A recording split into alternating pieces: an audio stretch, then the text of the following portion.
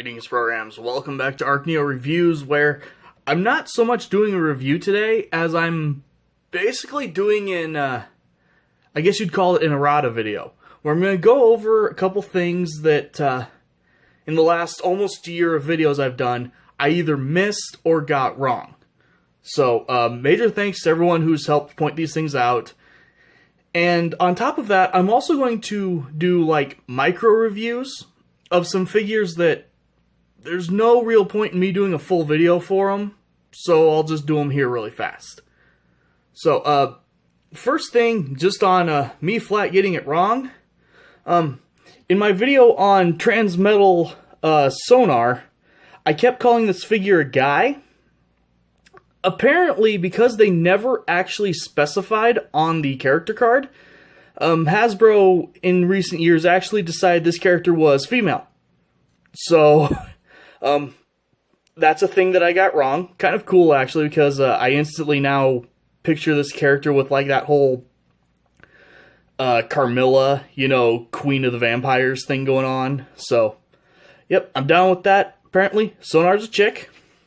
As well as in my video of this little Legends IDW Optimus, I completely missed out on the fact that there are these two slots on the back of the feet / robot mode.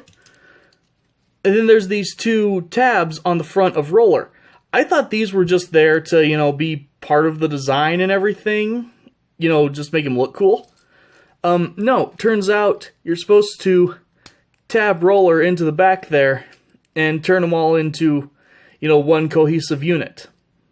So, I missed that entirely. So thank you to whoever it was who pointed that out to me. I'll see if I can find that comment again. Also, for anyone who's watching this, YouTube has been really stupid with my comments lately, not actually notifying me about things. So, sorry. I try to reply to things, but right now, YouTube's trying to keep me from doing that.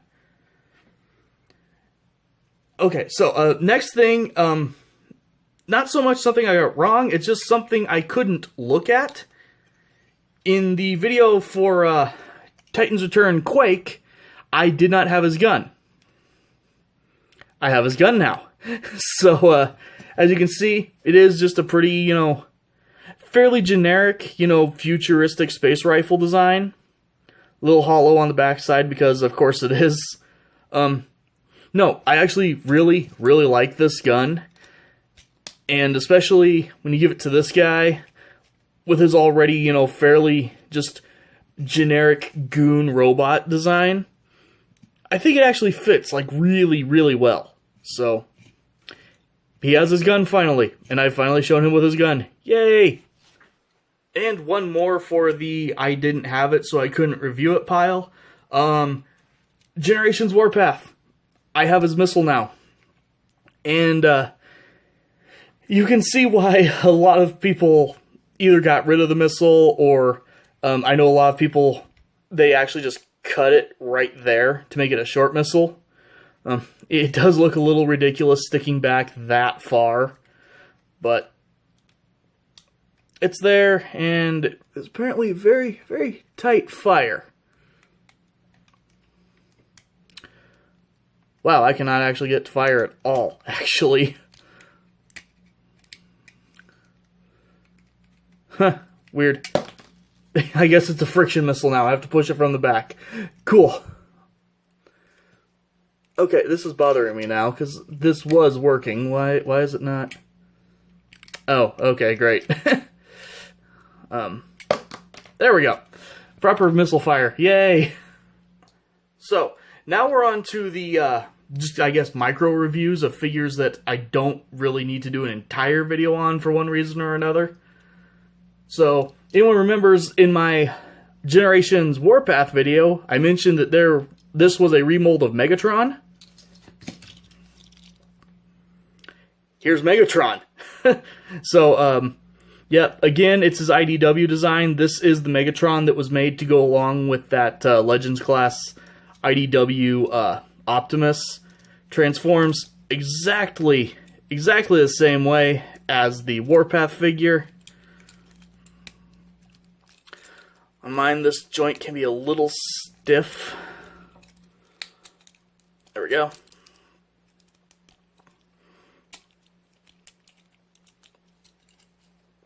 I have no idea what that hum in the background is. It is not coming from my apartment, I'll put it that way. But, there you go. IDW Megatron. Robot mode looks really cool. Nice bit of paint apps on him. I really love these colors, actually. As well as this guy, just like Optimus, came with a Target Master Minicon thing. This is the Insecticon Chop Shop. And just like Roller and the other guys in this range, he is a triple changer. So here he is in his insect mode. Just a massive stag beetle. I do like how they kind of use the rivets there to be the eyes, more or less. To get him into robot mode, you just stand him up. There you go.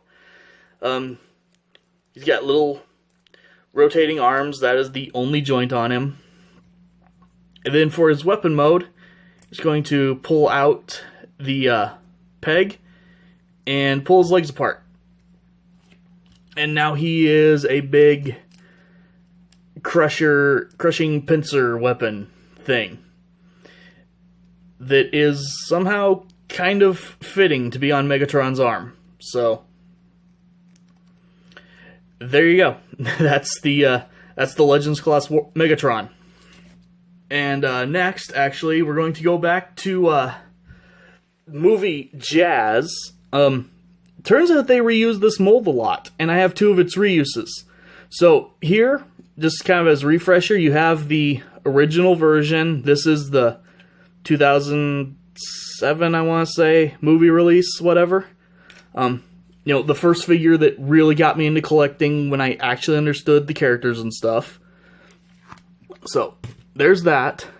Then, I want to say just in the year after that, they released Final Battle Jazz. So, as you can see, they absolutely went to town on this guy, gave him tons of battle damage. They gave him this crazy, like, multi-converting weapon that personally drives me a little bit nuts trying to figure out how to make its different modes work. But it is pretty cool, and it works, you know, pretty well. So, there's that. It does have a little firing missile so he can shoot his past self, I guess. And one kind of funny thing, if anyone remembers in this video, I mentioned how weird and oddly pointless this bit of transformation was, where you could pull out this plastic joint and move it to the second peg. Apparently Hasbro agreed, because on this re-released, you know, retool, that function is gone. It just pegs into one place now and does everything it needs to from there.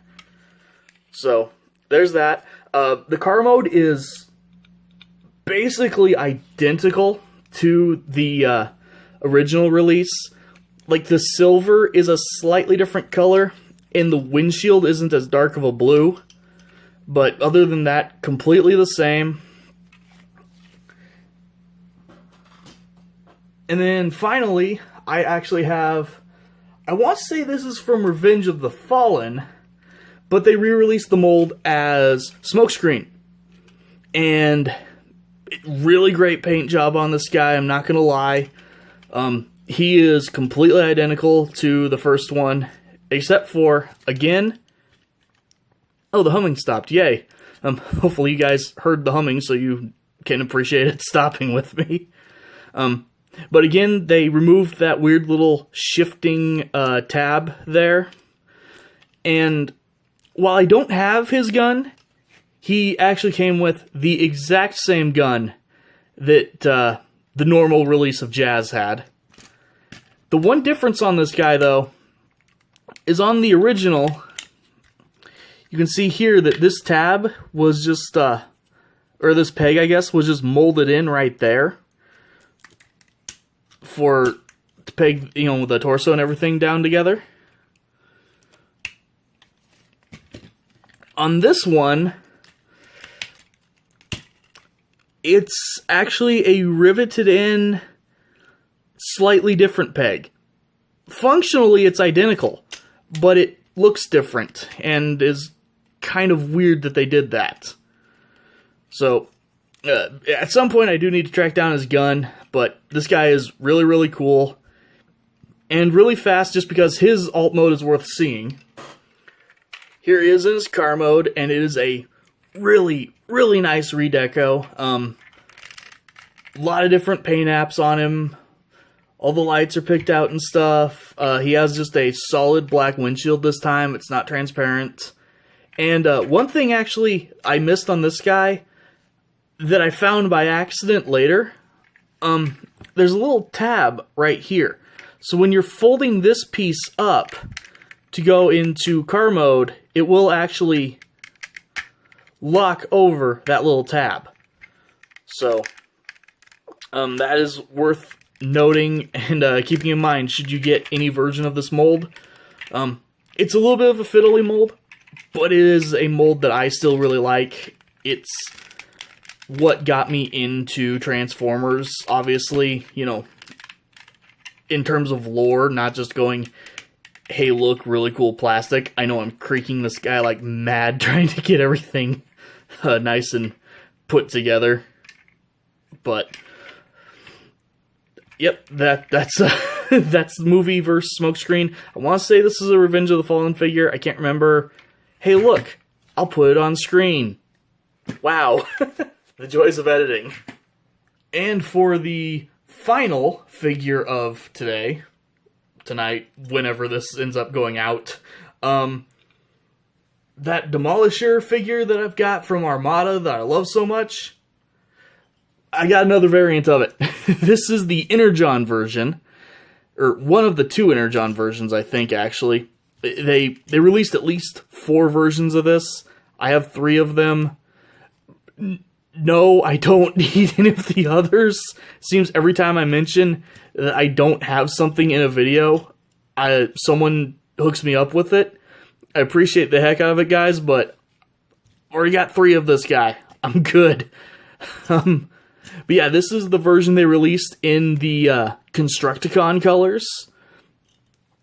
Hopefully it's showing up, but like this green is the most overly neon day-glow green I have seen. It's got little caution stripes there. A little bit better paint job on his Decepticon logo. Functionally, he's completely identical, just different paint. He even comes with a repainted Minicon, not Micromaster, Minicon, whose name I can't remember right now. Hey, look, it's on screen. But, personal recommendation, actually, if you're going to get a version of this figure, either get the cartoon accurate, tan and red, or get that one. Because this thing is just beautiful. And while sadly I still have not been able to find missiles for my 3rd version of him, this guy at least has his missiles, so he's complete, which makes me happy. So, and on this guy, I will go ahead and actually end the video. I'm sure there's other stuff I've gotten wrong. I probably already have enough mistakes and things like this to do another 2 or 3 videos on. But for now, these are the things that I remembered that I got wrong, so I just wanted to get them out of the way, as well as just do these quick little updates of, hey, look, here's another figure that's cool, and I didn't have a reason to do a full video on just it. So, anyway, thank you guys for watching, and I'll see you next time.